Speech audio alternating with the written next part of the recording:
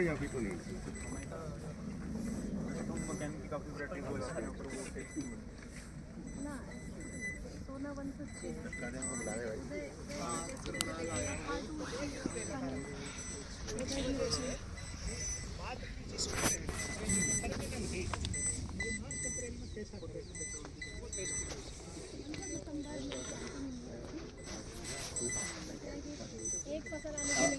इधर ठीक रहेगा, आप इधर आ जाओ। हाँ जी मैं डॉक्टर साहब ब्रीफ बताएंगे इधर। अभी रिसेंटली हम ये बताते हैं कि रिसेंटली एक मीटिंग हुई थी जिसके अंदर हरियाणा सरकार के साथ में तो हमने सजेस्ट किया था कि आलू के अंदर इसका उपयोग फर्स्ट फेज में किया जाए। दीपा से मेरी बात भी हुई थी पर अनफॉर्चुनेटली हम यहाँ कर नहीं पाए, लेकिन हरसेक के साथ मिलकर क्रॉप एस्टिमेशन का जो है वो ड्रोन से हम लोग काम शुरू कर दिए हिसार में, हिसार, भिवानी और सिरसा में। तो जो क्रॉप एस्टिमेशन है, पहले क्या करते थे, जो क्रॉप कटिंग एक्सपेरिमेंट के वीडियोस करते थे और मैनुअल होता था सारा काम, उसमें काफ़ी सारी एरर आ गई थी। तो हम इसको अगर आलू की बात करें, आलू के बीज उत्पादन में, तो सबसे इम्पोर्टेंट रोल होता है वायरस का। तो वायरस फैलता कैसे है, उसके 3-4 मोड हैं। एफिड से फैल सकता है, जैसे हम लोग इंडेक्सिंग करते हैं, हर बार देखते हैं ट्रैप क्रॉप लगा के कि कब आ गया, उसी हिसाब से प्रोड्यूस कटिंग करा।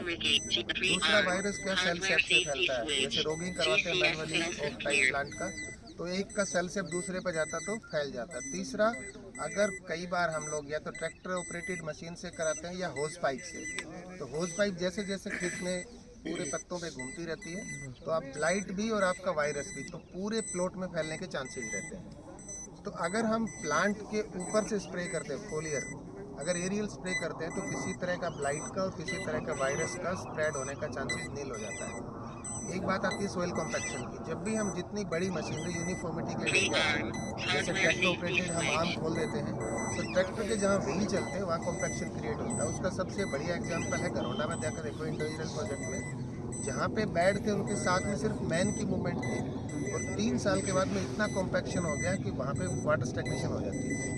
तो उसको ब्रेक करने के लिए आपको बड़ी मशीनरी और मोल्ड बोल्ड फ्लो की ज़रूरत पड़ती है। तो सोइल कॉम्पैक्शन इसमें जीरो रहता है, इसमें किसी तरह का सोइल कॉम्पैक्शन नहीं होता, क्योंकि प्लॉट के अंदर हमने जाना ही नहीं। तीसरी बात आती है एक्यूरेसी की, जिसको हम प्रीसीजन बोलते हैं।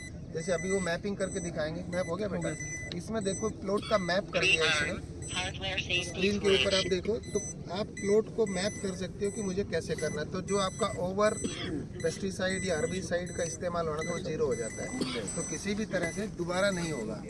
तो यहाँ पे आप देखो, यहाँ पे इसने प्लॉट के रास्ते बना दिए हैं। तो जैसे जैसे ड्रोन ऑटोनोमस मोड में जाने के बाद में पायलट का काम सिर्फ टेक ऑफ कराना और लैंडिंग कराना है। वैसे तो ये जो 6th जनरेशन ड्रोन है ये काम भी खुद कर लेगा, पर पायलट इससे थोड़ा सा एफिशिएंसी दिखाता है। इसको टेक ऑफ कराने के बाद ऑटोनोमस मोड पे डाल देंगे तो ये ड्रोन सारा काम अपने आप करके वापस आएगा। तो हम इसको फ्लाई करके, सिर्फ हमने इसमें पानी भरा है साथ, क्योंकि हम नहीं चाहते कि भी किसी क्रॉप के ऊपर अननेसेसरी कोई स्प्रे की जाए।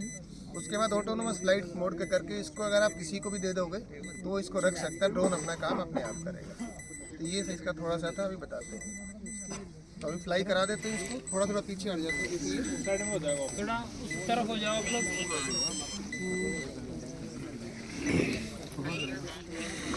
आप आ जाओ, एक मिनट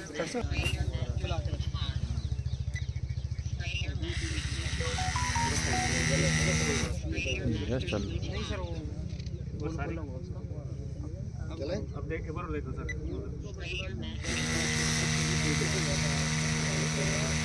हम लोग इसको इसलिए चेक करते हैं कि जब भी ये उड़ेगा तो हमें ये पता रहे कि हमारे सारे काम थोड़ा पीछे होना पड़ेगा।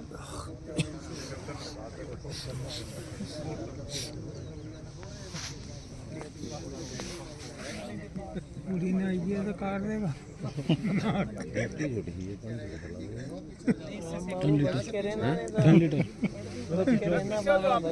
लीटर में पूरा कर देगा क्या?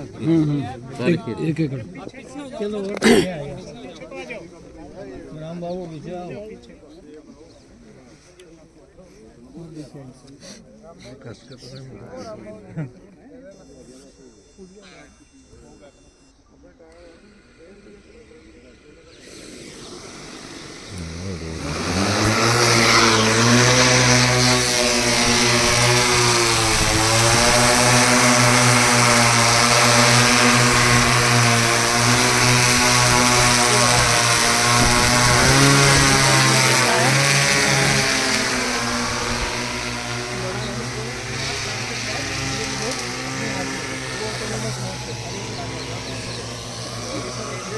मैपिंग करेगा ये मैपिंग हो गया स्प्रे ऑफ हो गया। अब वो लोकेशन चेंज करेगा यहाँ पे 18 नंबर से 15 पे आएगा। अभी मैं इसको कुछ भी नहीं कर रहा, ऑटोनोमस मोड पे है। हाँ, और ये स्प्रे का स्पैन है इसका, ये देखो ये पूरा स्पैन करके आ रहा है, यहाँ पे आके रुक जाएगा, अब स्प्रे ऑफ कर देगा। अब स्प्रे ऑफ हो गया सर, अब वो डायरेक्शन चेंज करेगा।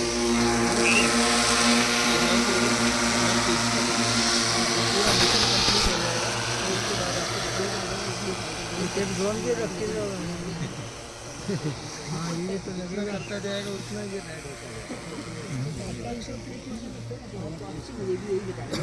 करा सकते हैं पीटीसी में,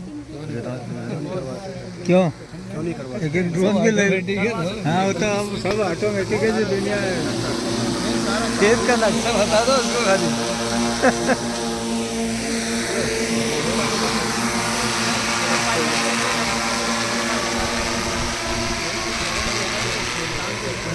हाँ ऑटोमेटिक ऑटो में लगियो नहीं उनका हिसाब से जो उनकी सीट में जाए फिर वहीं से उनकी सीट में जगह छोड़ेगा।